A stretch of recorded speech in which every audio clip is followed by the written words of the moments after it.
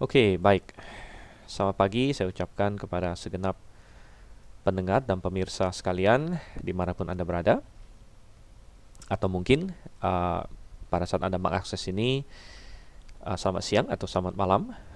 Yang jelas saya merekamnya pada pagi hari. Dan ya, kita selamat bergabung ke dalam kelas eksegesis teologi perjanjian lama kita yang sudah beralih ke bentuk online ya.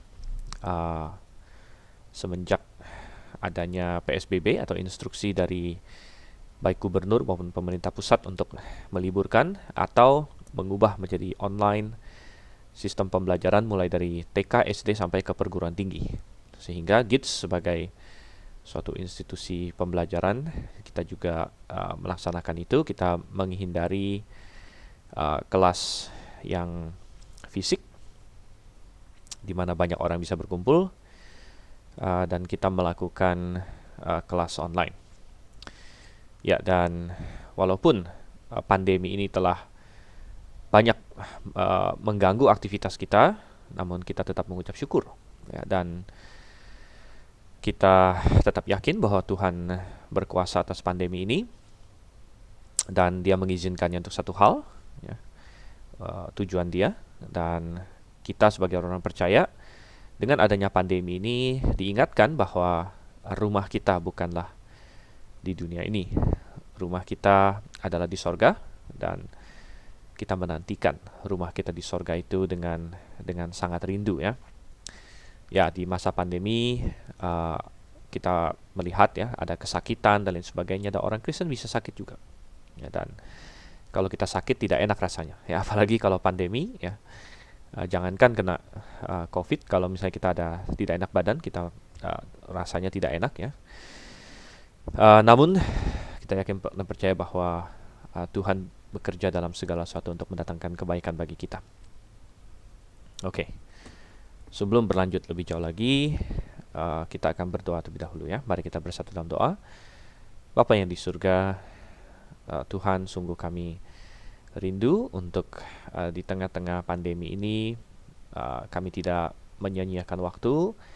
Kami mau juga belajar firman-Mu, dan saat ini kami ingin berfokus terutama pada topik-topik dalam perjanjian lama, Tuhan. Dan perjanjian lama adalah firman-Mu, firman-Mu yang bagian dari firman-Mu yang sempurna,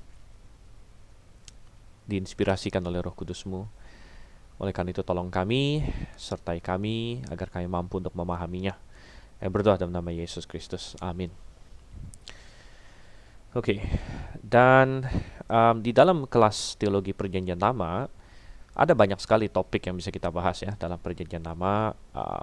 Satu semester tentu tidak cukup ya, bahkan kita mempelajari perjanjian lama seumur hidup pun mungkin kita tidak akan sampai kepada keseluruhannya gitu. Namun di kelas ini saya banyak berfokus ke masalah bagaimana Tuhan menyingkapkan dirinya. Dan ini adalah salah satu tujuan utama Tuhan dalam menciptakan manusia. Dia ingin manusia makin mengenal Dia, dan dengan mengenal Dia manusia memiliki persekutuan yang indah dengan Tuhan penciptanya. Oleh karena itu Tuhan menyatakan dirinya dalam berbagai hal ya, dan kita sudah membahas ini dalam berbagai sesi kita. Kita melihat Tuhan menyatakan diri dalam penciptaan, dalam alam semesta, dalam wahyu umum. Kita melihat Tuhan menyatakan diri dalam nama-namanya ya. Nama Tuhan itu Dia singkapkan demi kita. Tuhan menyingkapkan dirinya lewat penampakan-penampakan yang Dia menampakkan diri. Dan kita fokus di perjanjian lama, ada Malak Jehovah atau Angel of the Lord, ada Kristofani dan lain sebagainya. Dan Tuhan menampakkan diri atau menyatakan diri ya, menyingkapkan dirinya melalui berbagai tindakan ya. Dan itu banyak sekali tentunya. Kita hanya singgung sedikit saja, yaitu misalnya tindakan menyelamatkan Israel dari Mesir gitu.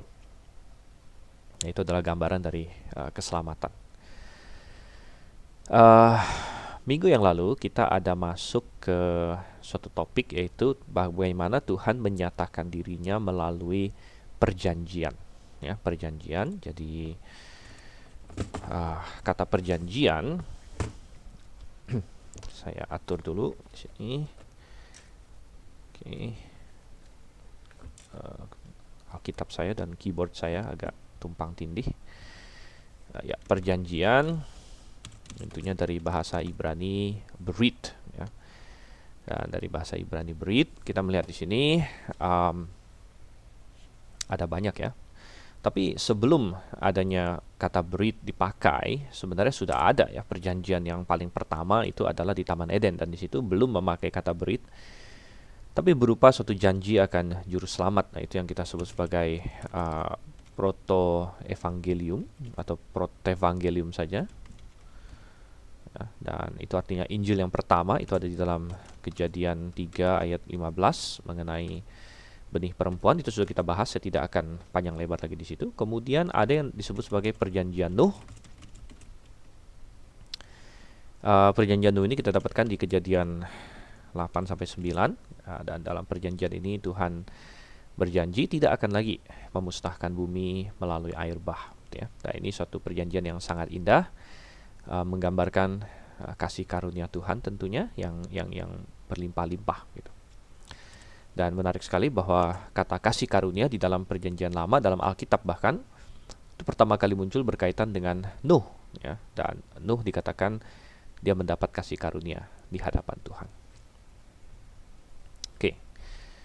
Oke, coba saya pastikan dulu bahwa audio kita sudah masuk ya. Oke, baik.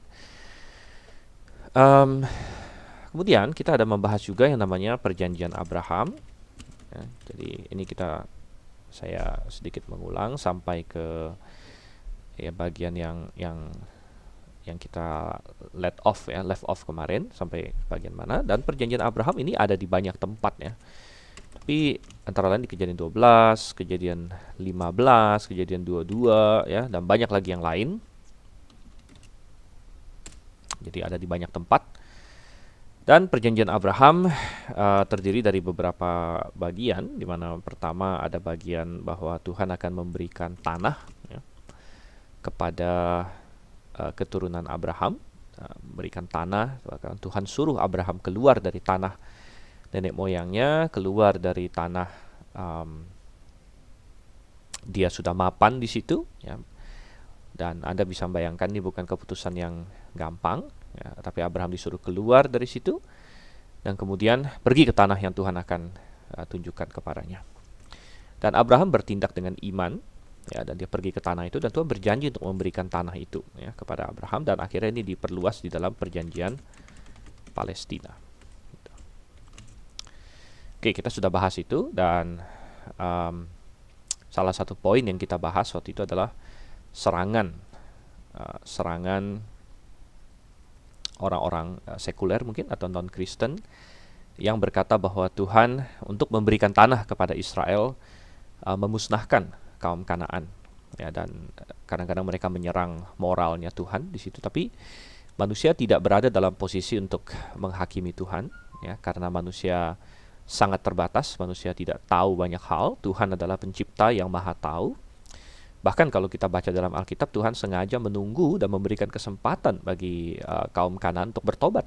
Ya, dan di dalam Kejadian 15, Tuhan berkata bahwa Tuhan menunggu kedurjanaan orang Amori sudah genap, barulah Tuhan memakai bangsa Israel sebagai alat penghukuman dia.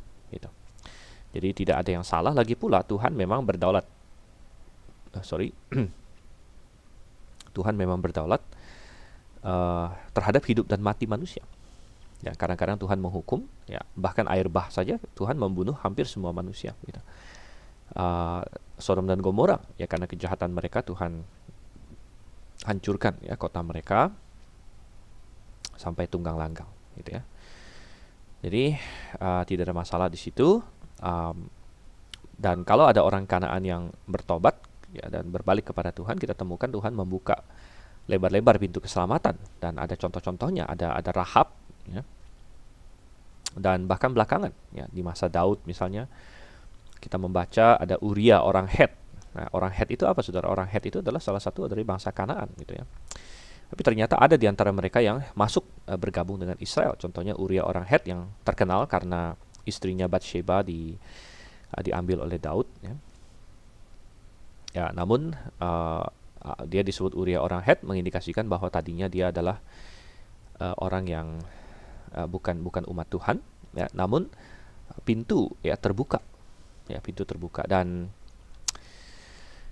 ini sedikit banyak juga menjawab pertanyaan bagaimana dengan keselamatan di dalam perjanjian lama, gitu ya. Keselamatan di dalam perjanjian lama, ya sebenarnya sama, prinsipnya sama, walaupun detailnya berbeda. Ya, banyak orang sering bertanya bagaimana sih orang di dalam perjanjian lama diselamatkan, ya. Dan intinya adalah kita diselamatkan karena iman. Nah, kita sudah membaca, kalau nggak salah minggu lalu kita juga sudah bahas, ya, Kejadian 15, bahwa Abraham percaya kepada Tuhan, ya, lalu Tuhan memperhitungkan itu sebagai kebenaran. Dan ayat ini yang dikutip juga oleh Paulus, baik di Galatia, baik di Roma, ya, dan dikutip juga oleh Yakobus, gitu. Sehingga kita melihat bahwa Abraham percaya kepada Tuhan, Tuhan perhitungkan itu sebagai kebenaran. Jadi baik kita sekarang maupun orang di zaman perjanjian lama, sama-sama kita diselamatkan karena Tuhan memperhitungkan keselamatan, memperhitungkan kebenaran kepada kita. Karena baik kita maupun orang perjanjian lama, tidak ada seorang pun yang benar. Ya, tidak ada seorang pun yang benar. Semua sudah berdosa, Abraham berdosa, kita berdosa, dan kita bisa masuk surga, kita bisa selamatkan kalau Tuhan memperhitungkan kita sebagai orang benar, bukan karena kehebatan diri kita sendiri.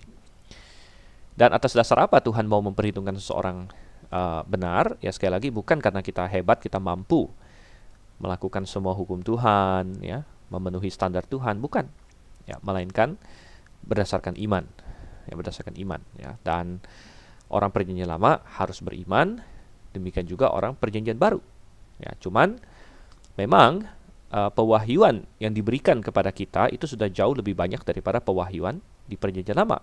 Oleh karena itu, orang perjanjian baru, karena Tuhan sudah menyingkapkan diri melalui penyingkapan di atas semua penyingkapan. Apa itu penyingkapan di atas semua penyingkapan Tuhan?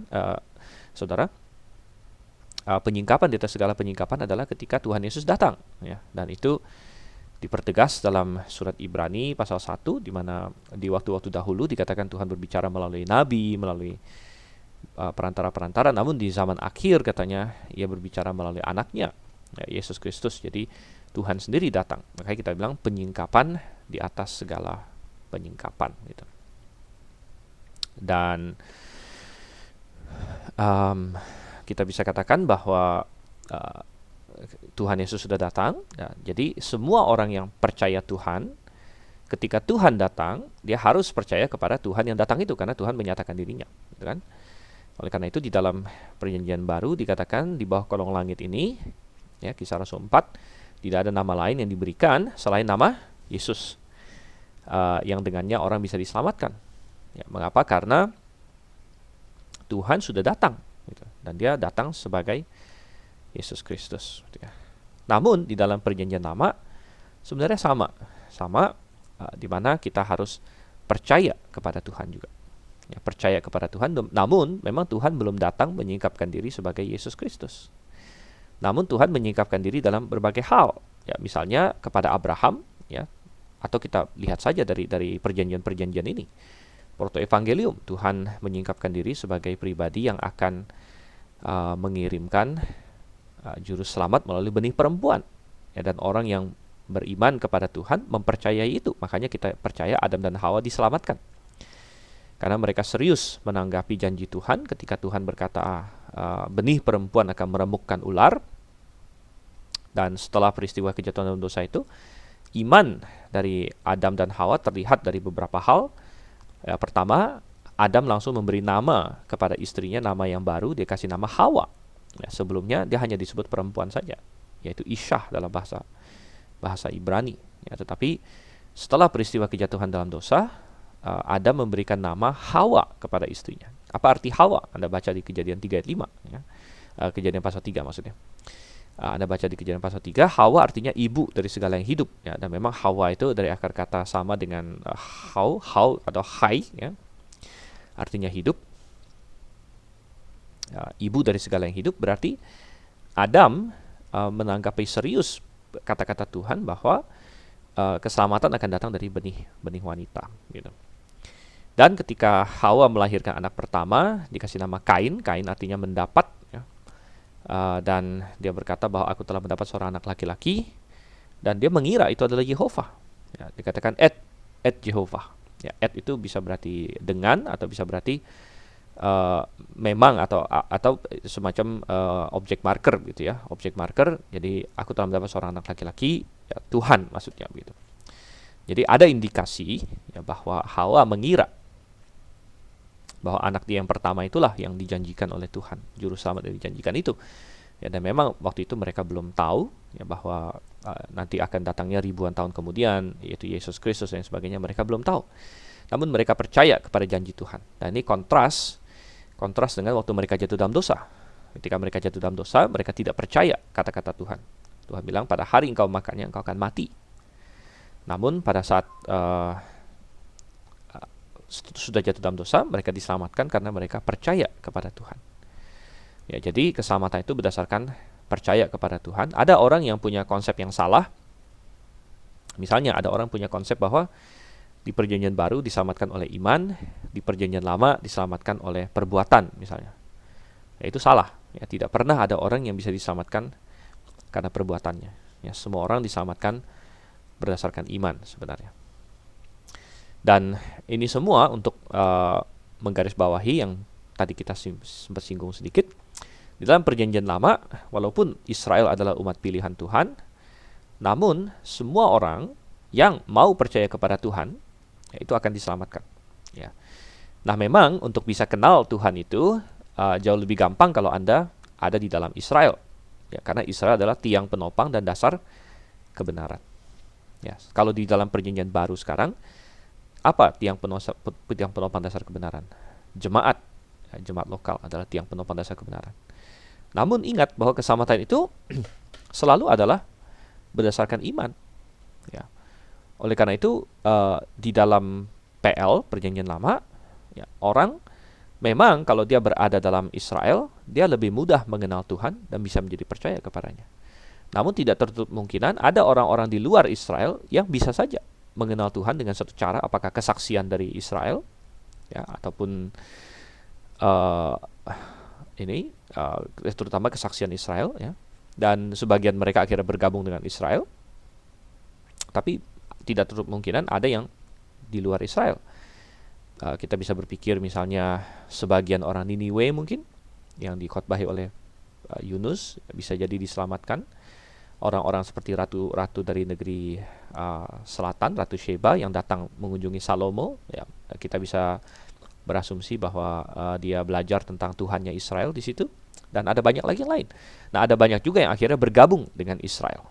Ya, seperti Rahab, ya, yang kita singgung, mungkin Ruth kita bisa singgung, ya, ya, seperti Uria tadi, dan banyak lagi yang lain, gitu ya.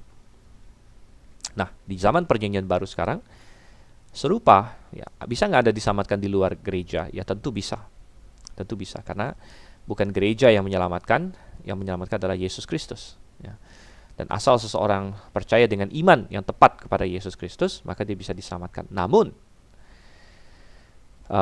kita tetap menggarisbawahi bahwa Anda bisa mengenal Tuhan yang benar jauh lebih mungkin itu kalau ada jemaat yang benar. Anda punya akses kepada jemaat yang benar. Misalnya Anda tumbuh besar di jemaat yang benar, orang tua Anda ada di sana, Anda tumbuh besar di jemaat yang benar, kemungkinan Anda kenal Tuhan jauh lebih tinggi, gitu. Namun, ya, memang jemaat juga disuruh untuk memberitakan kabar baik kepada sebanyak mungkin orang. Ya, jadi itu salah satu tugas jemaat juga, supaya kita memperluas semua itu, gitu ya. Nah, kita ingin berlanjut. Bukan saja perjanjian Abraham ada aspek tanah, tetapi juga ada aspek keturunan. Ya. Ada aspek keturunan, dan dari aspek keturunan ini sebenarnya ini adalah lanjutan dari proto-evangelium tadi, bahwa Tuhan berjanji juru selamat Mesias, belum disebut Mesias waktu itu, ya, baru pokoknya yang akan mengalahkan si ular lah, begitu. Belakangan baru akan disebut Mesias. Itu akan datang melalui keturunan perempuan. Jadi ada tema keturunan yang sangat kuat, mencolok di situ tema keturunan. Dan ini diteruskan di berbagai titik ya. Misalnya uh, di zaman Abraham ya, Tuhan berjanji memberikan dia keturunan ya. Dan saya ada singgung minggu lalu kalau saya tidak salah, kenapa Abraham percaya kepada Tuhannya itu, percaya apa? Kalau Anda baca Kejadian 15 ya, dia percaya Tuhannya itu janji mengenai keturunan ya. Sini coba kita lihat ya, Kejadian pasal 15 ayat 4, datanglah firman Tuhan kepadanya demikian, orang ini tidak akan menjadi ahli warismu, melainkan anak kandungmu, dialah yang akan menjadi ahli warismu. Jadi Abraham tidak punya anak waktu itu. Lalu Tuhan membawa Abraham keluar serta berfirman, coba lihat ke langit, hitunglah bintang-bintang jika engkau dapat menghitungnya. Maka firman-Nya kepadanya, demikianlah banyaknya nanti keturunanmu. Lalu percayalah Abraham kepada Tuhan. Jadi percaya dalam hal apa sebenarnya, saudara-saudara? Secara spesifik ya, secara umum dia percaya Tuhan. Jadi Tuhan bilang apa, dia percaya. Pokoknya percaya akan Tuhan, gitu kan? Tapi secara spesifik, ya, dia percaya janji Tuhan bahwa dia akan punya keturunan yang seperti bintang banyaknya. Ya, loh, mungkin kita berpikir, kenapa janji punya anak, ya, beriman demikian bisa menghasilkan keselamatan? Ya, tadi kita jawab nomor satu, ya, karena memang itu mengindikasikan iman secara umum kepada Tuhan, ya, dia percaya kepada Tuhan, ya, apapun yang Tuhan katakan gitu ya. Namun kita bisa mempersempit lagi juga karena janji tentang keturunan ini bukan sembarang keturunan. Ya, tidak seperti kita hari ini, misalnya ada pasangan Kristen hari ini yang sulit punya anak. Lalu mereka berdoa dan setelah lama gitu ya, mungkin belasan tahun, mungkin puluhan tahun, dapat anak.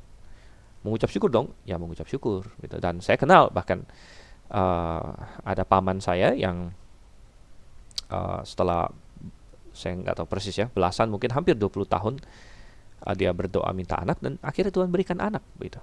Ya, namun berbeda dengan kasus Abraham ini gitu. Dan juga tidak semua pasangan Kristen Tuhan kasih seperti itu. Ada pasangan Kristen yang sampai mati memang tidak punya anak juga, saudara yang kasih Tuhan. Ya.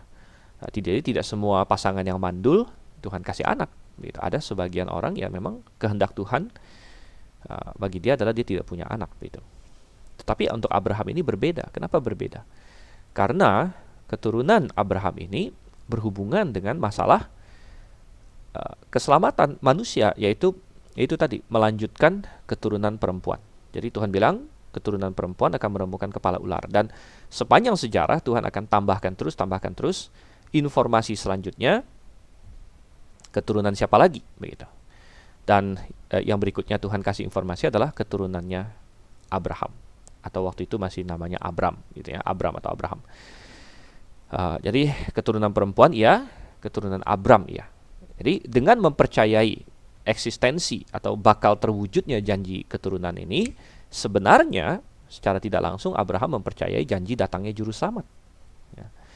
Dan oleh karena itu bisa dikatakan Abraham juga percaya kepada datangnya Yesus, walaupun dia belum tahu namanya Yesus belakangan. Oke, nah Tuhan akan teruskan ya janji keturunan ini. Belakangan Abraham akhirnya kan punya 2 anak, Ismail, Ishak. Sebenarnya dia punya anak yang lebih lagi ya, dari istri ketiganya yaitu Ketura. Dan dia memperistri Ketura setelah Sarah meninggal ya. Jadi bukan poligami dalam kasus itu.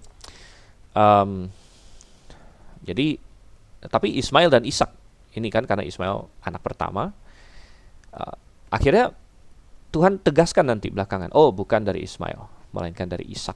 Kemudian Ishak punya kembar Esau dan Yakub.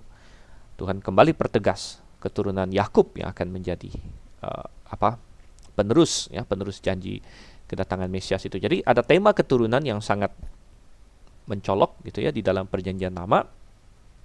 Yakub punya begitu banyak anak, 12 anak laki-laki. Per anak perempuannya kita tidak tahu ya, ada satu yang disebutkan namanya Dina. Dan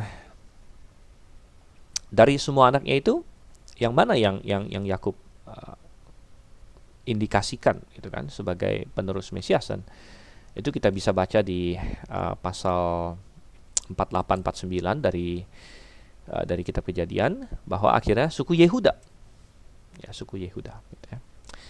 Dan berlanjut terus, akhirnya semakin diperjelas melalui perjanjian Daud. Nah ini karena kita sedang bicara mengenai perjanjian, jadi kita fokus ke masalah perjanjian ya. Semakin diperjelas yang namanya perjanjian Daud. Gitu. Oke, dan perjanjian Daud kita temukan di dalam 2 Samuel pasal 7. Jadi kita buka Alkitab kita ke sana. 2 Samuel. Oke, sudah dapat?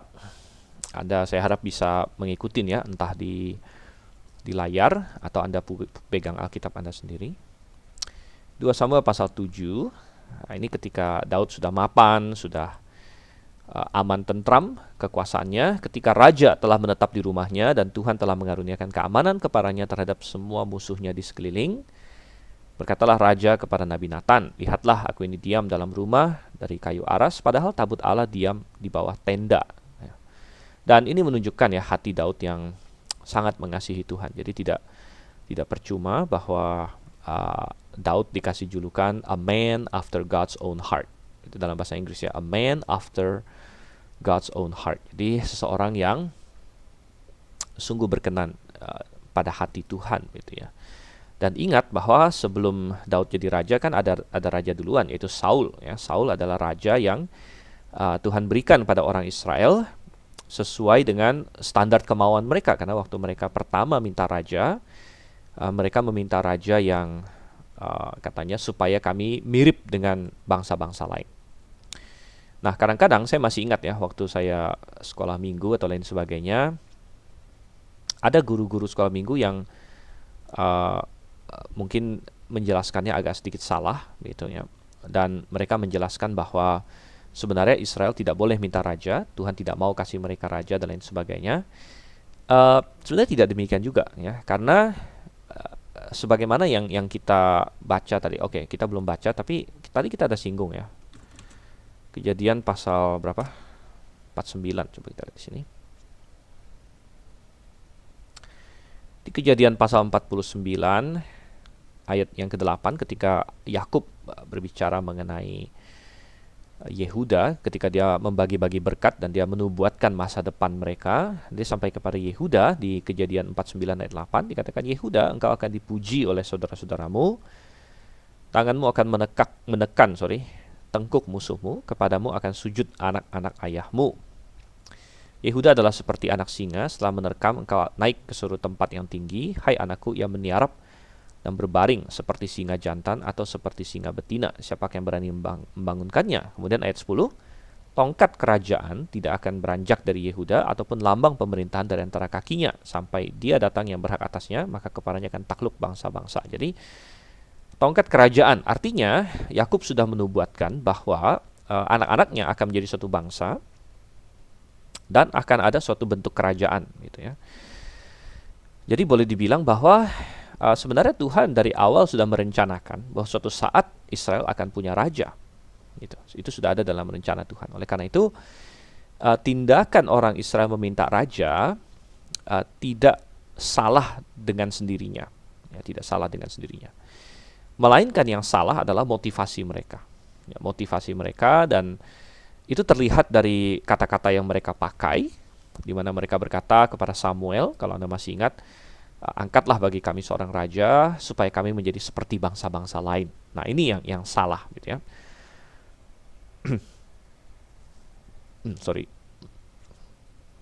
Mestinya orang Israel menyadari bahwa mereka unik dibandingkan semua bangsa-bangsa lain.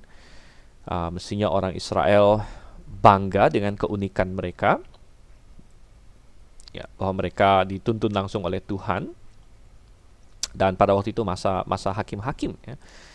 Saya sering merenungkan bahwa sebenarnya masa hakim-hakim itu masa yang sangat indah kalau ya orang Israel taat sama Tuhan.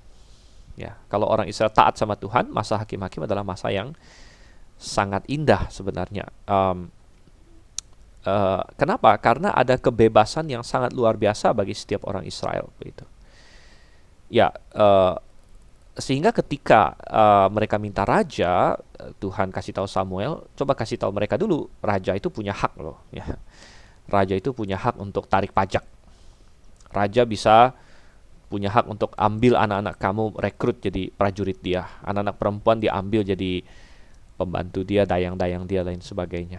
Artinya ketika mereka memilih raja, berarti mereka masuk ke dalam suatu sistem monarki di mana ada satu orang atau sekelompok orang yang dianggap lebih tinggi derajatnya dibandingkan yang lain, begitu. Ya, padahal tadinya mereka semua kan sama di hadapan Tuhan. Dan mereka bebas untuk melakukan apa saja, begitu. Dan salah satu tema dalam kitab Hakim-Hakim adalah tidak ada raja waktu itu, setiap orang melakukan apa yang baik di matanya.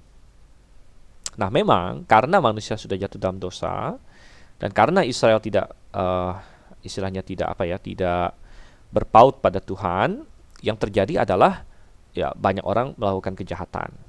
Ya, dan akhirnya Tuhan pakai bangsa-bangsa lain untuk mengalahkan mereka. Akhirnya mereka masuk pada suatu siklus yang berulang terus, ya, siklus dikalahkan, kemudian mereka berseru, Tuhan bangkitkan hakim, ya, dan lain sebagainya. Lalu perang dan lain sebagainya, ya. Dan mungkin karena mereka bosan akan siklus ini, ya, akhirnya mereka bilang, kami perlu raja. Ya, mengapa? Karena kalau ada raja, maka ada pasukan yang siap ini melindungi. Mungkin itu pemikiran mereka. Itu pemikiran yang kedagingan. Ya, kita mau aman, ya, kita mau security. Ya, kalau kita punya raja ini bisa mengorganisir pasukan dan lain sebagainya untuk melindungi kita dari bangsa-bangsa lain. Ya. Padahal kalau mereka berpaut pada Tuhan, tidak ada satupun bangsa yang bisa mengalahkan mereka. Dan ketika ada musuh, mereka tinggal kumpul rame-rame, serang, begitu. Selesai. Mereka tidak perlu yang disebut sebagai standing army atau pasukan yang profesional, gitu ya. Dan selama masa hakim-hakim, mereka tidak punya pasukan profesional. Artinya kayak semacam ABRI lah kalau di Indonesia, orang-orang yang profesional dan karirnya memang bertentara, begitu. Di masa hakim-hakim tidak ada. Melainkan setiap kali ada kebutuhan, ya, ada musuh, orang Israel datang berkumpul.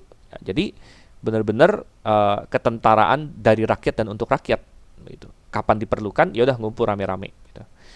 Kita berperang, gitu kan. Dan kalau misalnya itu dilakukan dengan hati yang terus berpaut pada Tuhan, mereka menang terus sebenarnya. Dan maka tidak perlu pajak. Ya, kenapa sih pemerintah perlu pajak? Karena ada banyak yang harus dibayar. Kita harus bayar ABRI, TNI. Ya, kita harus bayar roda-roda pemerintahan. Ya, tapi kalau tidak ada raja, tidak ada pasukan, nggak perlu pajak sebenarnya. Makanya enak juga gitu di masa hakim-hakim itu, asal berpaut pada Tuhan, di mana ada perlindungan Tuhan di situ. Nah, tentu pada kenyataannya memang orang Israel tidak berpaut pada Tuhan, dan mereka jatuh pada siklus perhambaan dan lain sebagainya. Dan mereka salah berpikir bahwa mereka bisa jatuh terus ke siklus-siklus seperti itu karena tidak ada raja. Ya, karena kan kalau ada hakim mati, vakum, kosong, gitu. Nah, lalu mereka meninggalkan Tuhan, lalu dijajah, lalu Tuhan bangkitkan hakim lain lagi. Ya, jadi melalui pemikiran manusiawi orang Israel waktu itu, mereka pikir kita bisa diperhamba terus karena ada kevakuman. Ya. Setelah setelah hakim satu tidak ada, ya vakum, gitu. Nah, sehingga kita memerlukan raja untuk melindungi kita supaya kita seperti bangsa-bangsa lain, ya. Nah, ini suatu kesalahan, Saudara. Ya, suatu kesalahan. Motivasinya salah, kita bilang, ya. Raja sih tidak salah juga, karena tadi kita sudah bilang bahwa Tuhan dari awal sebenarnya punya rencana untuk kasih mereka raja pada waktu yang tepat, gitu. Nah, karena mereka salah meminta, akhirnya Tuhan kasih raja, yaitu Saul. Ya. Dan Tuhan sengaja pilih Saul. Ya. Saul ini kalau dilihat dari kualifikasi manusia, ini sudah raja yang sangat baik yang Tuhan berikan kepada mereka. Ya. Dari segi fisik sangat menjanjikan. Kita ada membaca perikop bahwa Saul satu kepala di atas semua yang lain. Ya. Dari segi apa lagi? Ya, mereka kan ingin raja karena mereka ingin ada orang yang kuat yang bisa melindungi mereka. Ternyata Saul adalah seorang pahlawan yang hebat. Dia gagah perkasa, gitu ya. Dia banyak melakukan peperangan melawan Filistin, ya dia seorang yang gagah berani, ya dia seorang pahlawan yang hebat lah intinya. Ya. Bahkan ketika Saul dan Yonatan mati pun di akhirnya kita masih ingat Daud menulis suatu mazmur, suatu lagu untuk mereka. Dia bilang bahwa sungguh pahlawan ya katanya Saul dan Yonatan itu. Ya, sungguh pahlawan ya.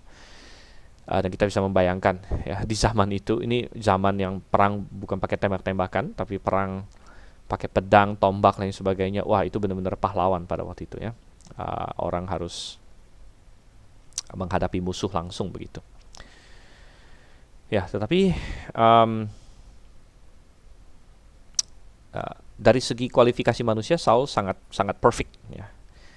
Namun ternyata dia gagal di hadapan Tuhan ya, dan Tuhan memberikan orang yang lain, yaitu Daud di sini. Ya, dan kita kembali ke sini, dan Daud adalah orang yang dari segi manusia awalnya tidak terlalu spesial apa-apa. Dia anak bungsu, dia tampang sih lumayan lah ya, ganteng ya, tapi ya kecil mungkin, ya posturnya tidak spesial ya.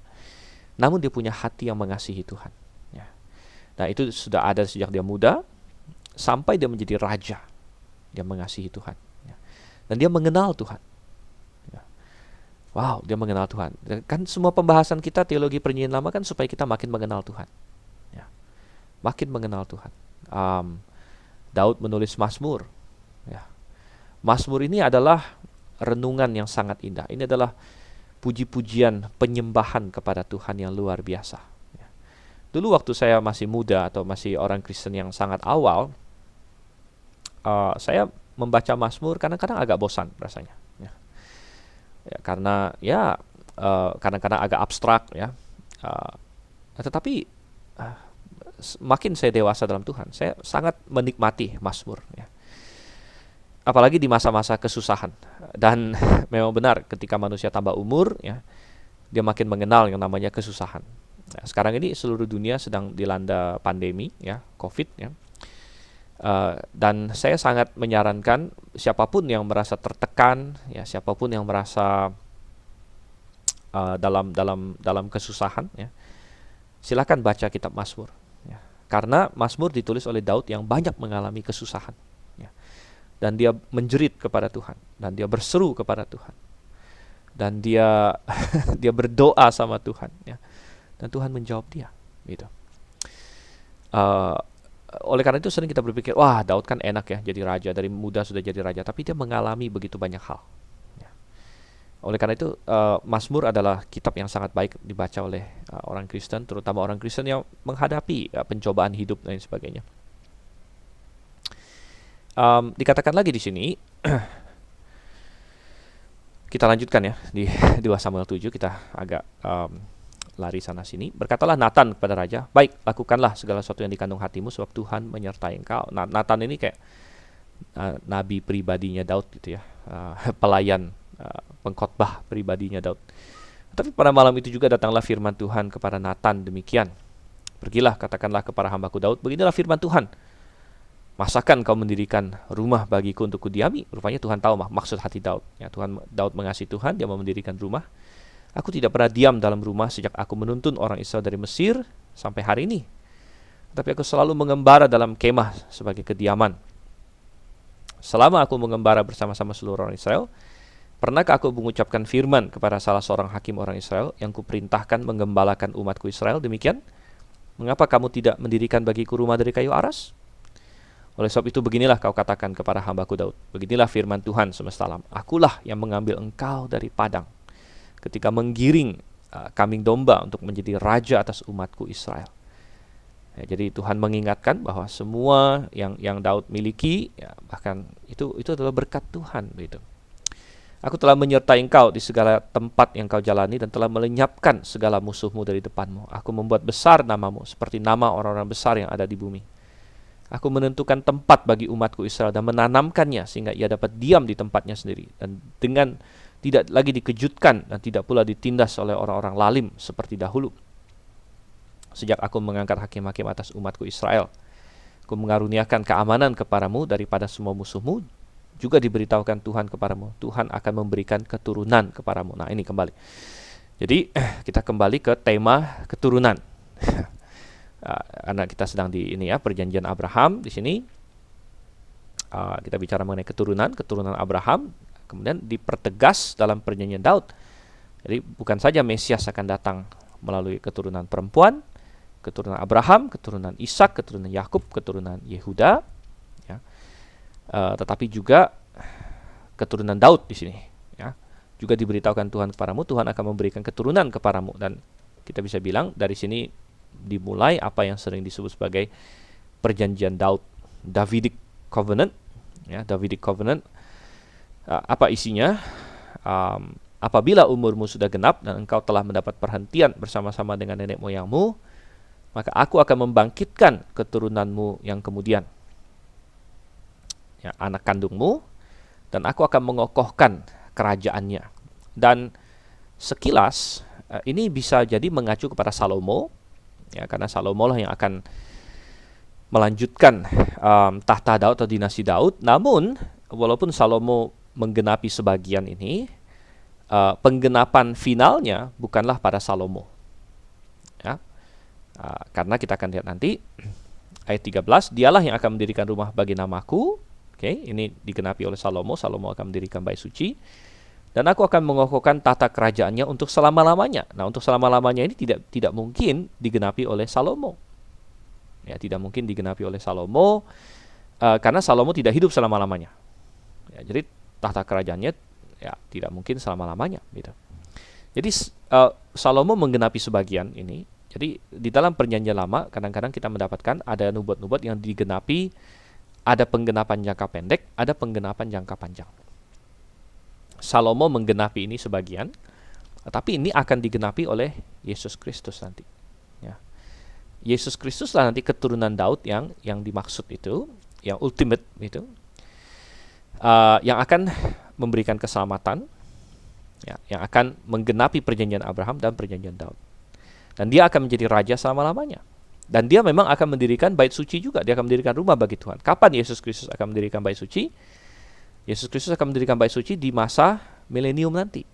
Ya, jadi ketika dia datang kembali pada akhir masa tribulation. Jadi ini nyambung ke perjanjian baru juga ya.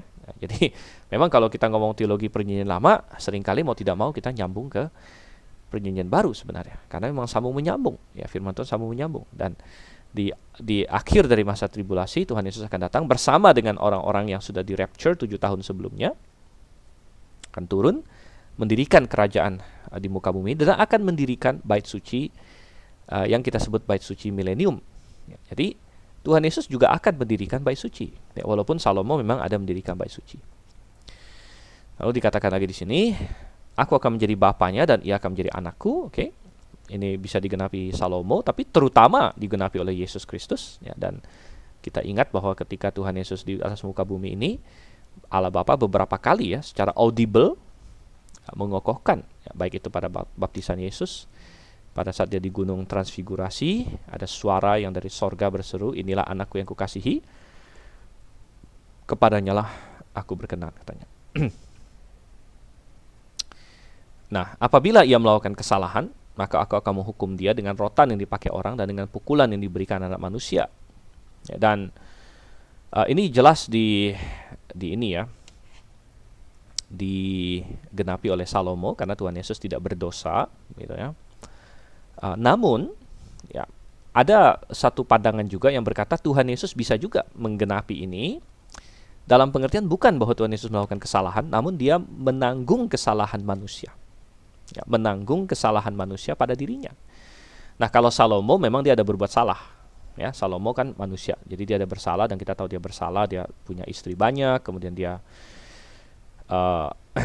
dia istilahnya sempat agak ini ya, menyimpang, ya, dia ikut-ikutan inilah istri-istrinya yang dari bangsa-bangsa lain dan lain sebagainya, dan Tuhan menghukum dia begitu. Ya. Nah, Tuhan Yesus tidak bersalah. Ya. Namun Tuhan Yesus kena pukulan Tuhan nggak? Tuhan Yesus kena pukulan Tuhan. Kapan? Di atas kayu salib. Itu sesuai dengan yang di Yesaya pasal 53.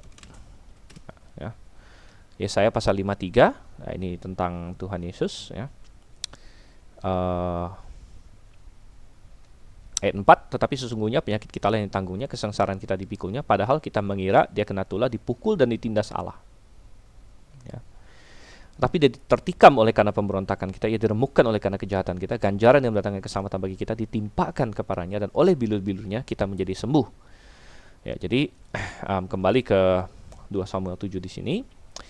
Ayat 15, tetapi kasih setiaku tidak akan hilang daripadanya seperti yang kuhilangkan daripada Saul yang telah kujauhkan dari hadapanmu. Jadi dinasti Daud akan berlanjut walaupun keturunannya bersalah, gitu ya. Dan ini kita lihat dalam banyak keturunan Daud, Salomo bikin salah, namun Tuhan tidak menghilangkan dinastinya. Dan ini kontras dengan yang terjadi di utara.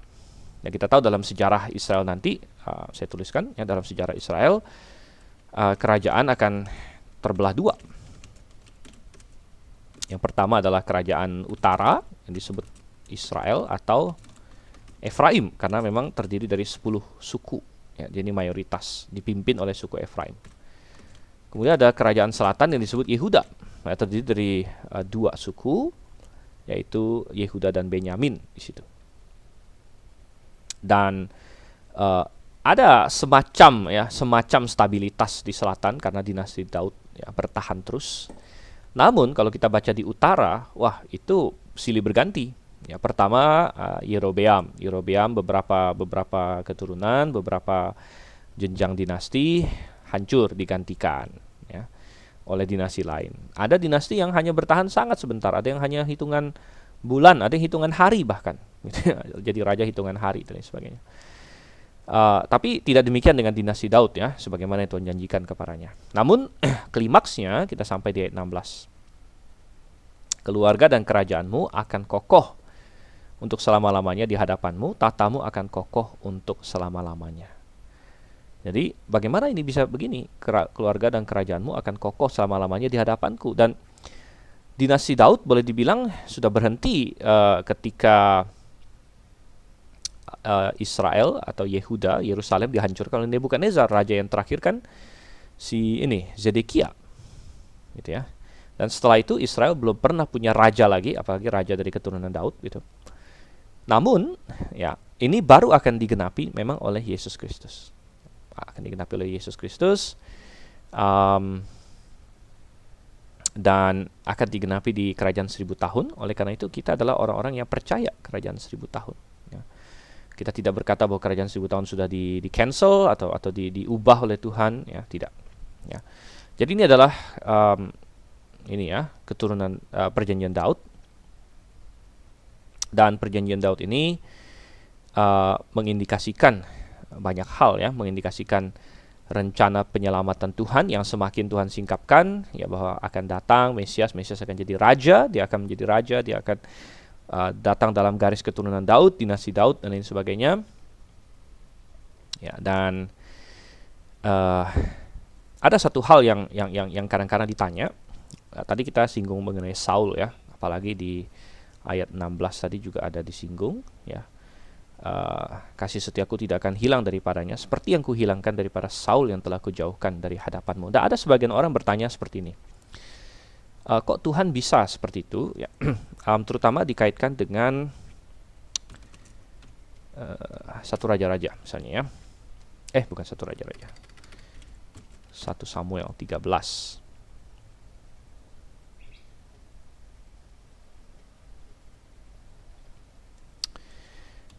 Coba saya cari aja deh.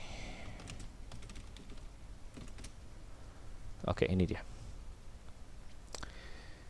1 Samuel 13 ayat 13.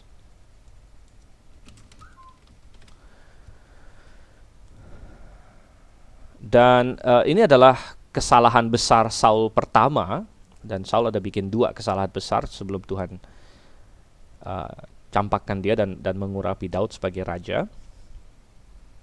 Kesalahan besar dia pertama adalah waktu itu dia mau berperang melawan Filistin. Dia menunggu Samuel untuk mempersembahkan korban kepada Tuhan. Dia tunggu lama Samuel nggak datang. Wah, dia lihat Filistin sepertinya sudah mau menyerang. Akhirnya dia memberanikan diri, dia membakar persembahan itu sendiri. Sesuatu yang salah dilakukan ya, salah.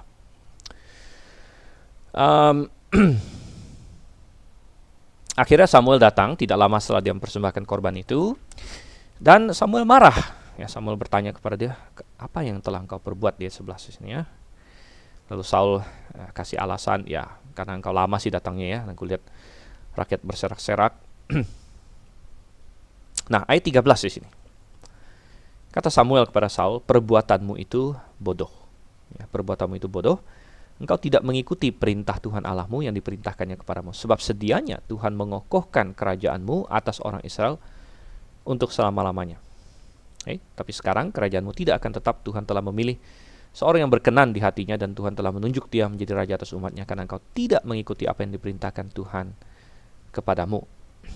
Nah, ada suatu permasalahan teologi yang kadang-kadang dimunculkan di sini yang saya rasa bagus untuk kita bahas, karena menyingkapkan tentang karakter Tuhan juga, yaitu masalah apakah kata-kata Samuel atau kata-kata Tuhan, karena Samuel di sini kan mengatasnamakan Tuhan, apakah kata-kata Tuhan di sini real atau hanya kosong saja?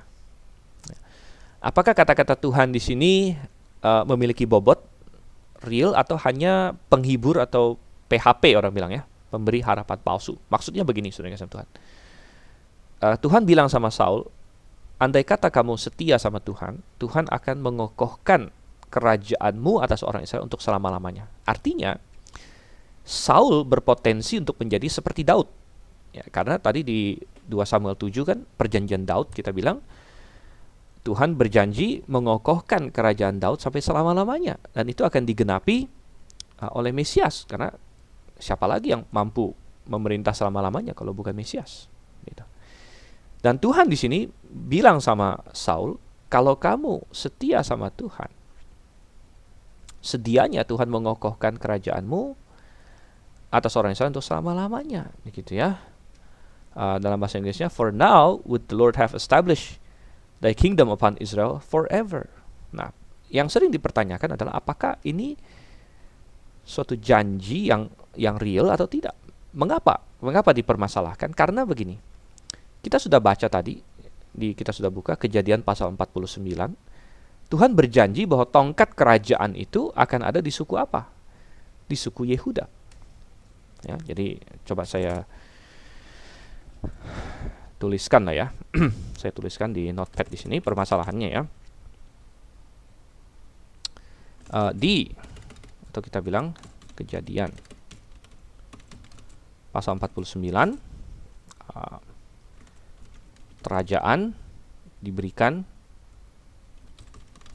atau kerajaan ini karena space-nya sedikit kita pakai ini aja, begini aja ya, kepada suku Yehuda. Dan ini digenapi di 2 Samuel 7 ya. Kira Daud ya menerima perjanjian supaya dia katanya kerajaannya akan kekal sampai selama-lamanya. Cocok dengan di Kejadian pasal 49 bahwa kerajaan itu akan dari suku Yehuda, yaitu sukunya Daud. Tetapi bagaimana dengan di 1 Samuel 13 ya, di mana Tuhan berjanji kerajaan bisa saja tadinya ada pada Saul, kalau misalnya Saul itu setia sama Tuhan. Dan Saul, Tuhan bisa mengokohkan kerajaan Saul sampai selama-lamanya, gitu ya. Mengokohkan kerajaan Saul sampai selama-lamanya. Dan Saul dari suku mana? Ya, kita tahu Saul dari suku Benyamin. Ya, Saul dari suku Benyamin. Nah, pertanyaan atau permasalahan yang sering dimunculkan adalah apakah Tuhan memberikan janji yang real atau ini hanya harapan palsu? Bukankah Tuhan dari awalnya sudah berencana untuk memberikan kerajaan itu kepada suku Yehuda? Ya. Dan berarti Tuhan sudah tahu juga bahwa akan ada yang namanya Daud dan lain sebagainya. Berarti kalau misalnya, dan mereka berandai-andai begini ya, kalau misalnya Saul setia sama Tuhan, lalu Tuhan benar-benar mengokohkan kerajaan Saul, dan Saul menjadi nenek moyang Mesias, artinya Mesias akhirnya datang dari suku Benyamin, maka berarti Kejadian 49 jadi salah, karena Kejadian 49 kerajaan dari Yehuda ya. Jadi intinya mereka ingin berkata, kalau Tuhan serius dengan janjinya di 1 Samuel 13, berarti Tuhan membuka peluang Kejadian pasal 49 menjadi salah, gitu. Sehingga sebagian mereka berkata bahwa kalau begitu janji Tuhan, ya, janji hipotetis kepada Saul, ya, bahwa andai kata engkau setia, aku akan kokohkan kerajaanmu selama-lamanya, itu palsu. Nah, ini kritik Alkitab, ya, mengatakan demikian. Itu adalah janji yang palsu, gitu. Ya, bagaimana kita menjawab itu, saudara yang kasih Tuhan? Nah, dan sebenarnya ini bukan hanya masalah untuk poin ini saja, ya. Ada begitu banyak hal, ya. Kalau kita tarik ke masalah perjanjian baru, ada orang yang berkata bahwa Yudas itu berjasa, katanya. Yudas berjasa karena kalau dia nggak serahkan Tuhan Yesus, gimana caranya Yesus mati disalib bagi kita, dan sebagainya, ya. Dan bukankah sudah dinubuatkan bahwa dia akan dijual, ya. Jadi kalau misalnya Yudas tidak menjual Yesus, apakah Tuhan akan paksa orang lain untuk menjual Tuhan Yesus, dan sebagainya, ya? Kita bilang tidak, ya. Dan kita juga tidak menjawab ini dengan menjawabnya berdasarkan secara Calvinistik, ya, mengatakan bahwa itu semua sudah Tuhan tentukan. Artinya Yudas Tuhan tentukan untuk menjual, dan Saul Tuhan tentukan untuk tidak taat, dan lain sebagainya. Kalau begitu jawabannya berarti bukan salah mereka sebenarnya, ya, karena Tuhan tentukan mereka. Tidak. Kita bilang ini semua adalah kehendak mereka, pilihan mereka sendiri, tapi kita bisa menjawab ini semua dalam satu hal, yaitu kemahatauan Tuhan. Ya, jadi nubuat itu, ya, kemahatauan Tuhan, kita bilang ya, termasuk pra pengetahuan. Ya, kalau maha tahu kan Tuhan tahu semua yang sedang terjadi, tapi termasuk semua yang akan terjadi. Jadi pra pengetahuan, sebelum terjadi Tuhan sudah tahu, gitu. Dan kita bilang bahwa pra pengetahuan Tuhan ini, ya, penting untuk memahami nubuat. Ya. Ketika Tuhan memberikan suatu nubuat, itu adalah karena Tuhan sudah tahu tentang pilihan-pilihan manusia. Nah, Tuhan sudah tahu akan pilihan-pilihan itu. Ya.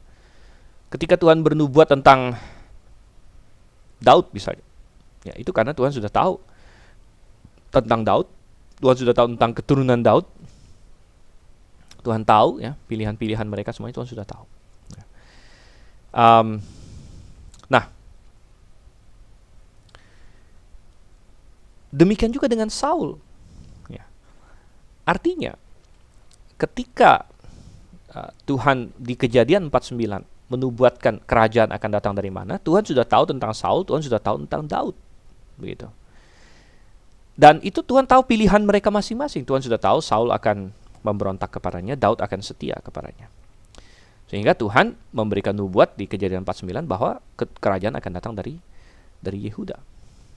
Sehingga sebenarnya janji Tuhan kepada Saul, janji hipotetis, ya, yang tadi di 1 Samuel 13, kalau kamu taat sama Tuhan, Tuhan akan sedianya mengokohkan kerajaan kamu sampai selama-lamanya, bukanlah suatu janji atau harapan yang palsu sebenarnya. Loh, bagaimana? Mungkin ada berkata, kalau Saul benar-benar setia, apakah Kejadian 49 akan salah? Tidak harus. Tidak mungkin. Tuhan tidak mungkin salah. Ada banyak cara. Bisa jadi kalau misalnya Saul itu setia sama Tuhan, ya, mungkin bunyi nubuat di Kejadian 49 beda lagi, begitu. Nah, jadi kita harus paham bahwa Tuhan itu di luar waktu. Tuhan sudah tahu Saul akan bagaimana. Kalau Saul ternyata pilih setia sama Tuhan, Tuhan yang berada di luar waktu dia bersama dengan Yakub di Kejadian 49 memberikan nubuat, bisa jadi isi nubuatnya berbeda, gitu. Bisa jadi isi nubuatnya berbeda, bisa jadi tongkat kerajaan tidak akan beralih dari Benyamin misalnya. Nah, ini kan hipotetis, saya tidak tahu juga, ya. Saya tidak tahu karena saya bukan Tuhan. Tapi kita bicara mengenai hipotetis, gitu. Artinya Tuhan tidak mungkin salah. Ya. Nah, ini mirip dengan yang kadang-kadang diargumentasikan orang secara filosofis, ya. Dan sebagian orang ingin berkata bahwa kita tidak bisa memilih selain dari yang kita pilih. Ini yang disebut sebagai counterfactual. Misalnya hari ini saya memilih pakai baju batik yang warna ini, putih, ya. Dan ada sebagian ya determinis ya atau seperti Calvinis dan sebagainya. Mereka berkata karena saya memilih baju ini, sebenarnya saya tidak mungkin memilih yang lain. Ya. Kenapa? Karena sebelum kekekalan Tuhan sudah tahu saya akan pilih baju yang seperti ini sebelum kekekalan. Maka pada tadi pagi waktu saya pilih baju, saya pasti pilih yang ini. Dan saya nggak mungkin pilih yang lain. Nggak mungkin pilih yang lain. Ya. Nggak mungkin pilih yang lain, tidak bisa pilih yang lain. Ya. Karena kalau saya pilih yang lain, berarti pengetahuan Tuhan jadi salah. Karena Tuhan sejak kekekalan sebelumnya sudah tahu saya akan pilih pakai baju ini. Nah ini menjadi perdebatan filosofis, jadi kita tidak akan panjang lebar. Tetapi saya hanya ingin menjawabnya sedikit dengan berkata bahwa sebenarnya tidak demikian. Ya. Kita bisa memahaminya seperti ini. Saya tetap punya pilihan. Saya bisa pilih baju yang lain. Saya bisa pilih baju yang warna merah, warna hitam, dan sebagainya. Tapi pengetahuan Tuhan juga tidak salah. Karena kalau saya memilih baju yang lain, maka Tuhan tahu dari kekekalan saya memilih baju yang lain itu. Ya. Artinya pengetahuan Tuhan mengikuti apa yang saya lakukan karena Tuhan tahu tentang apa yang saya lakukan. Itu. Walaupun itu dari kekekalan sebelumnya. Oke, jadi itu sedikit filosofis, namun sebenarnya panjang ya perdebatan itu. Namun ya itu kita pahami seperti itu. Ya, jadi Saul bisa saja taat sama Tuhan. Dia tidak harus memberontak. Ya. Dan Tuhan berkata kalau kamu setia aku kokohkan kerajaanmu. Itu juga bukan harapan palsu. Ya. Dan tidak bertentangan dengan firman-Nya yang sebelumnya, ya, karena Tuhan bisa saja kalau memang Saul setia, Tuhan kan sudah tahu dari awal. Mungkin bunyi firman-Nya bisa jadi berbeda lagi, atau ya firman-Nya digenapi dengan cara yang berbeda. Jadi bunyinya bisa sama tapi digenapi dengan cara yang berbeda. Misalnya bahwa kerajaan bisa jadi ada dua, ya seperti belakangan kan memang Israel dibagi dua. Ada kerajaan Israel, kerajaan Yehuda, atau mungkin ada satu kerajaan Yehuda, satu kerajaan Benyamin, ya kita tidak tahu. Ya, artinya Tuhan tidak mungkin salah dan janji ini juga tidak mungkin adalah suatu janji yang palsu. Ya. Oke, baik. Kita lanjutkan lagi. Tadi saya break sebentar.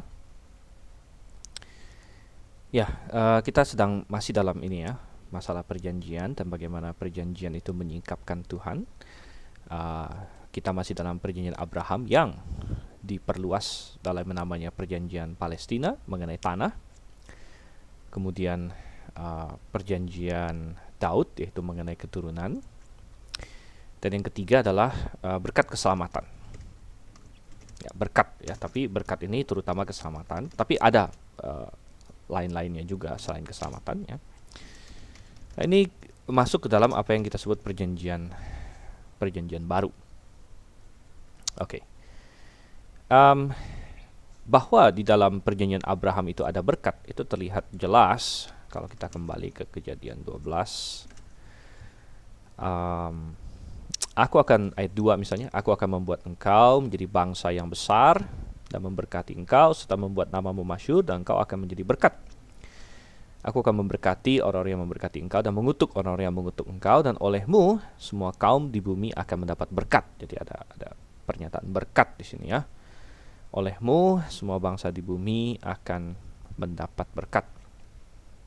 Dan olehmu ini dipertegas lagi di dalam Kejadian 22.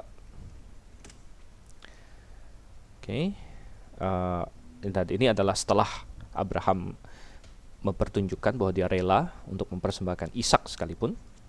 Itu kedua kalinya berserulah malaikat Tuhan dari langit kepada Abraham, katanya, aku bersumpah demi diriku sendiri, demikianlah firman Tuhan, karena engkau telah berbuat demikian dan engkau tidak segan-segan untuk menyerahkan anakmu yang tunggal kepadaku, maka aku akan memberkati engkau. Ya, memberkati engkau, ada berkat di sini, berlimpah-limpah, dan membuat keturunanmu, ada faktor keturunan, sangat banyak seperti bintang di langit dan seperti pasir di tepi laut, dan keturunanmu akan menduduki kota-kota musuhnya. Jadi ada suatu negeri atau ya, tanah yang akan diberikan. Ayat 18, nah oleh keturunanmu lah. Jadi kalau tadi di Kejadian 12 olehmu, dan sekarang oleh keturunanmu. Ya. Dan dua-duanya benar, oleh Abraham, karena Abraham bapak orang beriman, jadi Abraham menjadi alat datangnya Mesias. Dan oleh keturunanmu, dan keturunanmu di sini ya, terutama adalah Yesus Kristus. Yesus Kristus adalah keturunan Abraham. Semua bangsa di bumi akan mendapat berkat. Dan berkat yang terutama dan yang paling penting yang diperoleh melalui keturunan Abraham adalah berkat keselamatan. Dan ini memberitahu kita bahwa dari awal Tuhan sudah merencanakan keselamatan semua bangsa. Jadi ada orang yang berkata bahwa di Perjanjian Lama Tuhan hanya mau menyelamatkan Israel, itu salah. Karena dari awal Tuhan merencanakan keselamatan semua bangsa di bumi. Bahkan ketika Tuhan memilih Israel sebagai bangsa pilihan, bukanlah dengan maksud sebenarnya bahwa bangsa-bangsa lain tidak mendapat bagian. Tetapi yang Tuhan maksudkan sebenarnya adalah supaya Israel menjadi anak sulung. Menjadi anak sulung yang kemudian bersaksi, yang kemudian memberitakan tentang Yehova, tentang Tuhan yang benar kepada bangsa-bangsa lain, dan bangsa-bangsa lain akan ikut menyembah Tuhan yang benar bersama dengan Israel. Nah, Israel tetap menjadi suatu bangsa yang spesial, ya, bangsa yang rajani, bangsa imamat, lain sebagainya, ya, dan bangsa-bangsa lain mengenal Tuhan lewat Israel. Begitu. Tadinya maunya begitu, itu rencana Tuhan. Gitu. Nah, rencana ini tentunya akhirnya Israel banyak tidak taat. Jangankan Israel menjangkau bangsa-bangsa lain, jangankan Israel memenangkan atau bersaksi kepada bangsa-bangsa lain tentang Tuhan, yang sering terjadi malah Israelnya sendiri menyimpang. Israelnya sendiri meninggalkan Tuhan. Ya, sehingga malah bangsa-bangsa lain Tuhan pakai untuk menghukum Israel. Jadi sangat-sangat ironis ya. Nah, itulah letak kegagalan manusia.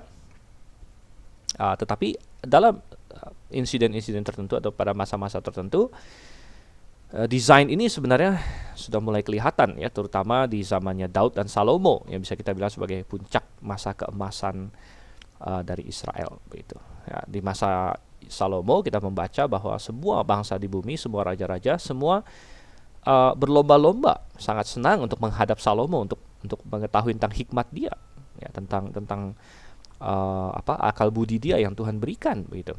Ya, dan itu kesempatan baik bagi Israel untuk bersaksi sebenarnya tentang Allah Yehova, yang adalah unik ya, dan yang adalah Allah yang sejati, bertentangan dengan segala Allah-Allah palsu yang disembah oleh bangsa-bangsa lain gitu.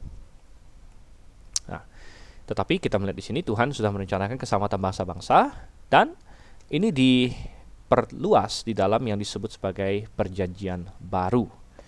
Nah, perjanjian baru ini kita dapatkan di mana, saudara kasih Tuhan? Mungkin banyak orang berpikir perjanjian baru itu kan Matius sampai Wahyu. Dalam pengertian tertentu benar, itulah namanya perjanjian baru, yaitu Matius sampai Wahyu. Namun, yang kita sebut perjanjian baru di sini bukan Matius sampai Wahyu, maksudnya suatu perjanjian Tuhan dengan Israel yang dikasih nama perjanjian baru gitu. Nah, ada hubungannya dengan Matius sampai Wahyu memang. Tetapi perjanjian yang disebut perjanjian baru ini itu adanya di dalam Yeremia gitu ya. Yeremia pasalnya yang ke-31. Coba kita lihat sini. Alkitab saya.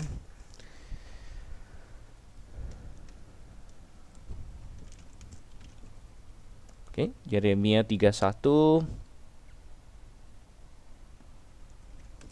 ayat yang ke-31. Coba kita lihat di sini ya.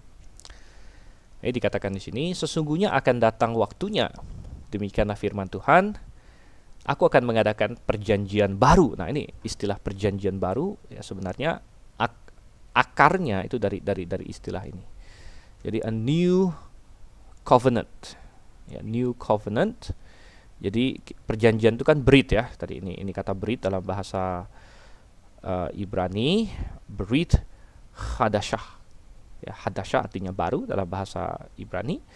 Suatu perjanjian baru dengan kaum Israel dan kaum Yehuda. Ya, perjanjian baru. Jadi perjanjian baru ini dengan siapa sebenarnya? Ya, dengan kaum Israel dan kaum Yehuda. Sebenarnya perjanjian baru itu aslinya bukan kepada kita bangsa-bangsa non-Yahudi. Oleh karena itu, di dalam perjanjian baru, misalnya di dalam Efesus dan di dalam Galatia, Paulus sangat banyak menekankan bahwa tadinya sebelum kita kenal Kristus, kita ini di luar kewarganegaraan Israel, terpisah dari perjanjian-perjanjian Tuhan. Ya. Karena perjanjian-perjanjian Tuhan tadinya semuanya itu dengan Abraham dan keturunannya. Dan siapa itu? Yaitu orang Israel sebenarnya. Gitu ya. Dan perjanjian baru pun aslinya sebenarnya adalah untuk orang Israel. Kayak dikatakan di sini, aku akan mengadakan perjanjian baru dengan kaum Israel dan kaum Yehuda. Nah, kenapa disebut perjanjian baru? Tentu kalau ada baru ada lama. Jadi ini dikontraskan. Ayat 32, bukan seperti perjanjian yang telah kuadakan dengan nenek moyang mereka pada waktu aku memegang tangan mereka untuk membawa mereka keluar dari Mesir. Nah, jadi ini kontras. Inilah perjanjian yang lamanya. Yaitu perjanjian yang telah kuadakan dengan nenek moyang mereka pada waktu aku memegang tangan mereka untuk membawa mereka keluar dari tanah Mesir. Apa ini? Ternyata kalau kita lihat di sini belum ada kita masukkan di sini ya. Ini adalah yang nanti disebut sebagai perjanjian Musa, yaitu diberikannya hukum Taurat. Ya, jadi ketika orang Israel keluar dari Mesir dan mereka keluar dari Mesir, ya, Tuhan deskripsikan di sini dia memegang tangan mereka, Tuhan kasih mereka hukum Taurat dan Tuhan bikin perjanjian dengan mereka di situ. Ya, dan itu disebut perjanjian Mesir atau perjanjian Musa atau disebut perjanjian Sinai juga karena dilakukan di Gunung Sinai. Perjanjianku itu telah mereka ingkari. Ya, dan isi perjanjian itu adalah mereka harus taat sama perintah yang Tuhan berikan dan Tuhan akan memberkati mereka sebagai suatu bangsa, gitu ya. Meskipun aku menjadi Tuhan yang berkuasa atas mereka, demikianlah firman Tuhan. Ya, Tuhan yang berkuasa di sini kalau dalam bahasa KJV disebut husband juga ya, husband, karena kata Tuhan dan husband ini dari kata Baal sebenarnya. Baal ya yang sering dijadikan nama dewa waktu itu ya. Sebenarnya adalah kata yang berarti tuan atau suami ya, tuan atau suami. Jadi Tuhan juga berkata aku adalah Baal atas mereka. Aku menjadi Baal atas mereka. Ini dari kata kerja Baalti, aku menjadi Baal, aku menjadi tuan ya. Jadi walaupun ada dewa yang namanya Baal, tapi kata Baal itu sendiri punya arti tuan atau suami gitu. Nah, jadi Tuhan bilang Israel sudah gagal total.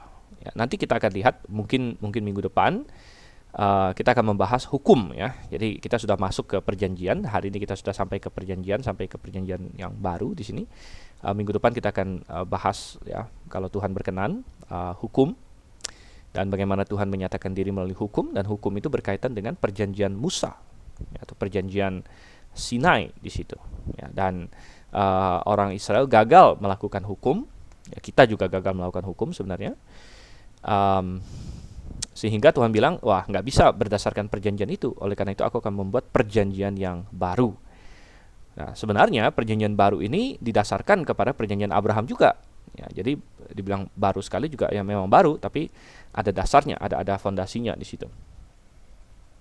Dan dikatakan, beginilah perjanjian yang kuadakan dengan kaum Israel sesudah waktu itu. Demikianlah firman Tuhan.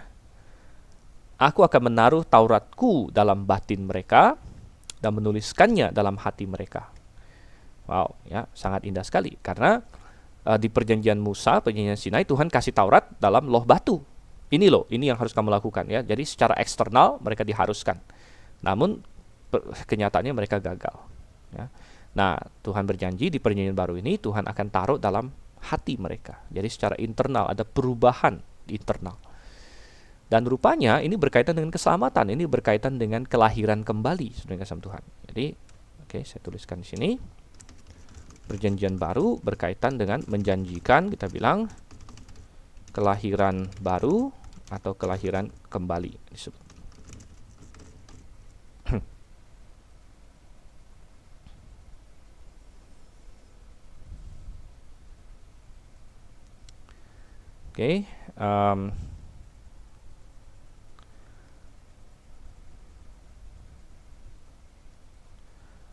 Aku akan menaruh Tauratku dalam batin mereka dan menuliskannya dalam hati mereka.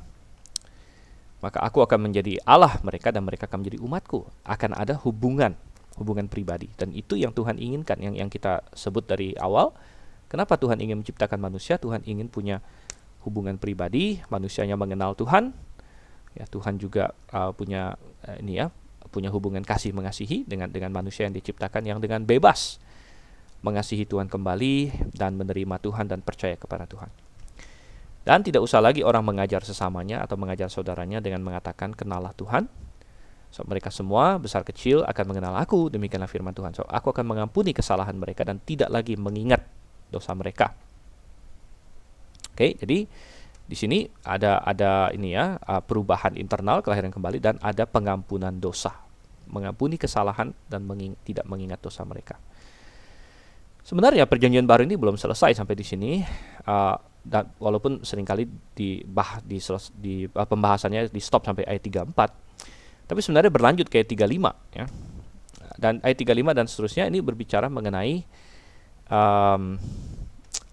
berkat-berkat jasmani. Beginilah firman Tuhan yang memberi matahari untuk menerangi siang, yang menetapkan bulan dan bintang-bintang untuk menerangi malam, yang mengharu biru laut sehingga gelombang-gelombangnya ribut. Tuhan semesta alam namanya, sesungguhnya seperti ketetapan-ketetapannya tidak akan beralih dari hadapanku. Demikianlah firman Tuhan. Demikianlah keturunan Israel juga tidak akan berhenti menjadi bangsa di hadapanku untuk sepanjang waktu. Jadi ini menegaskan bahwa bangsa Israel akan terus eksis, dan ini mengindikasikan bahwa memang akan ada kerajaan 1000 tahun. Jadi ini cocok dengan apa yang kita sebut sebagai pre-milenial ya. Bangsa Israel akan terus ada, cocok dengan paham pre-milenialisme, di mana kita menantikan Tuhan Yesus datang dan memulihkan Israel dan masuk ke dalam kerajaan 1000 tahun gitu ya. Dan ini dijanjikan oleh Tuhan, dan sebenarnya perjanjian baru ini baru akan digenapi untuk Israel di masa perjanjian masa kerajaan 1000 tahun itu.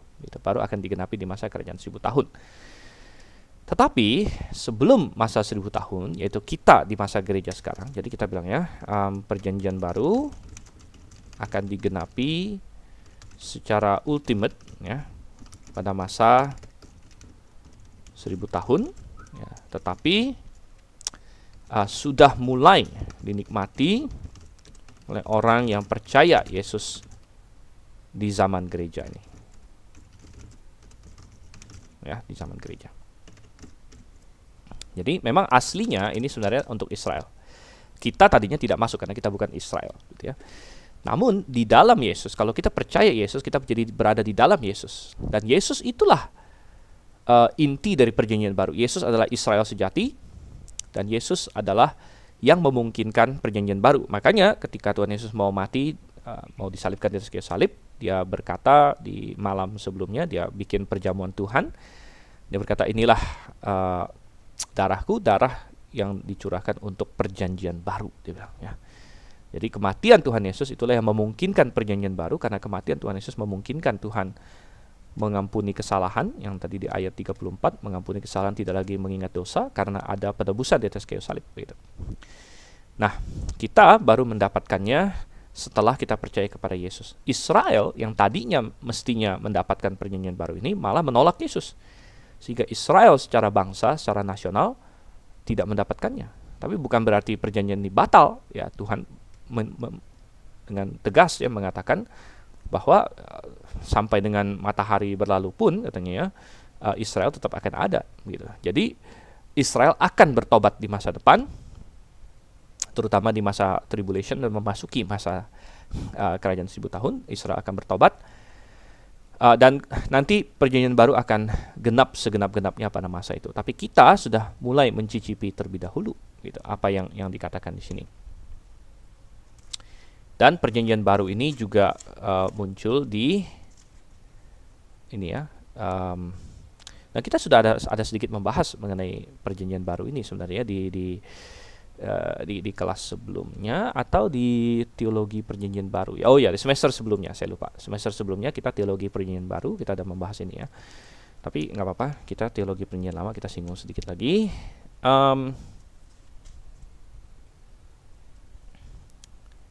Ya, kita menemukannya juga di Keluaran 36, misalnya ayat yang ke-26. Nah, ini sama, ini paralel dengan yang di Yeremia 31 ini juga mengenai perjanjian baru, tapi ada beberapa detail yang Tuhan tambahkan kepada Yehezkiel. Kamu akan kuberikan hati yang baru, tadi ada perubahan internal, dan roh yang baru dalam batinmu. Makanya Tuhan bilang setiap orang yang diselamatkan hari ini, dia menjadi ciptaan baru. Secara eksternal tidak berubah ya, tubuh kita tidak berubah secara drastis. Wah, percaya Yesus lalu apa terjadi, apa tidak ya. Namun secara internal kita adalah ciptaan baru. Roh yang baru di dalam batinmu, dan aku akan menjauhkan dari tubuhmu hati yang keras, dan kuberikan kepadamu hati yang taat. Rohku akan kuberikan diam di dalam batinmu. Ini adalah berkat yang kita nikmati hari ini. Kita punya Roh Kudus dalam hati kita, Roh yang menyaksikan bahwa kita adalah anak Allah, Roh yang membangkitkan bagi kita kekuatan, kasih dan ketertiban, bukan ketakutan, Roh yang mengerjakan buah Roh di dalam hidup kita. Betapa indah ya, dan saya tidak bisa membayangkan kalau kita orang Kristen dan kita tidak punya Roh Kudus. Wah ya, saya tidak bisa membayangkan. Namun puji syukur kita punya Roh Kudus. Rohku akan kuberikan diam di dalam batinmu, aku akan membuat kamu hidup menurut segala ketetapanku dan tetap berpegang pada peraturan-peraturanku dan melakukannya. Oke. Nah, ini aspek rohaninya. Dan kemudian ada aspek fisik ayat 28, dan kamu akan diam di dalam negeri. Jadi balik lagi ke masalah tanah ya, negeri. Karena ujung-ujungnya masalah tanah, keturunan dan berkat ini akan digenapi secara ultimate pada diri Yesus Kristus di kerajaan 1000 tahun yang kita katakan. Jadi berkaitan dengan eskatologi lagi begitu. Nah, kamu akan diam di dalam negeri yang telah kuberikan para nenek moyangmu, dan kamu akan menjadi umatku, dan aku akan menjadi Allahmu. Oke, aku akan melepaskan kamu dari segala dosa kenajisanmu, kembali ada pengampunan dosa.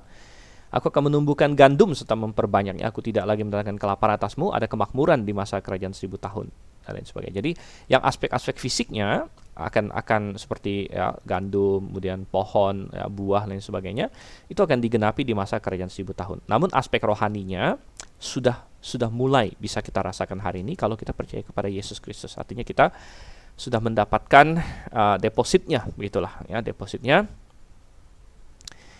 Dan ini menyingkapkan Tuhan secara luar biasa, ya, menyingkapkan Tuhan yang merindukan, ya, kembali kepada tujuan utama Tuhan adalah supaya Dia bersekutu dengan kita,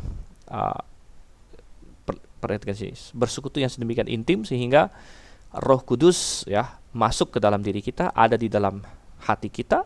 Jadi sudah benar-benar ya. Dan kalau kita berdoa, apakah kita berdoa kepada Tuhan ya sebagai Bapa kita, ya, Roh Kudus ikut berdoa bersama dengan kita ya. Dan marilah kita menjalani hidup kekristenan yang demikian. Ini adalah tujuan Tuhan. Dan walaupun kita belajar teologi perjanjian lama, namun penerapannya kita lakukan hari ini. Kita sudah mendapatkan, mencicipi yang namanya perjanjian baru ini. Kalau kita sudah percaya, Roh Kudus masuk ke dalam hati kita. Dan Roh Kudus bukan masuk tunggu ditumpangin tangan oleh orang, itu salah, sudah nggak sama Tuhan ya. Efesus 1 ayat 13 berkata, Roh Kudus masuk ketika kita percaya. Saya bukakan ya. Efesus 1 ayat 13, di dalam Dia kamu juga, karena kamu telah mendengar firman kebenaran, yaitu Injil keselamatanmu. Di dalam Dia kamu juga, ketika kamu percaya, dimeteraikan dengan Roh Kudus yang dijanjikannya itu. Jadi Tuhan rindu kita mengenal Dia makin dalam. Tuhan rindu kita dimeteraikan Roh Kudus ya, dan kemudian punya hubungan dengan Dia. Dan di kitab Wahyu Tuhan berkata, lihat aku berdiri di luar pintu dan mengetuk. Dan barang siapa mendengar dan membukakannya, aku akan masuk ya, dan aku akan makan bersama dengan Dia ya. Sungguh indah kita mempelajari perjanjian-perjanjian Tuhan dan bagaimana Tuhan menyingkapkan dirinya melalui itu. Baik, saya rasa kita akan stop sampai di sini. Kalau ada pertanyaan bagi yang ikut kelas teologi PL, ada bisa bertanya di grup WA yang sudah dibuat ya. Dan kalau Anda sekedar menonton ini dalam kesempatan yang lain, Anda kalau mau bertanya silakan menghubungi Gits ya, atau saya melalui email atau WhatsApp dan lain sebagainya. Oke, kita tutup dalam doa. Bapa di surga, Tuhan, sungguh kasih setiamu luar biasa, dan di tengah ketidakmenentuan dunia ini, perjanjian-perjanjianmu sudah ada sejak zaman dahulu kala, yang tidak akan berubah walaupun matahari, bulan, dan bintang hilang sekalipun Tuhan. Dan kami mengucap syukur kami berdiri di atas janji-janji yang begitu kokoh. Tolong kami Tuhan, kami paham firman-Mu makin dalam lagi. Kami berdoa dalam nama Yesus Kristus. Amin. Baik, sampai di sini. Maranatha.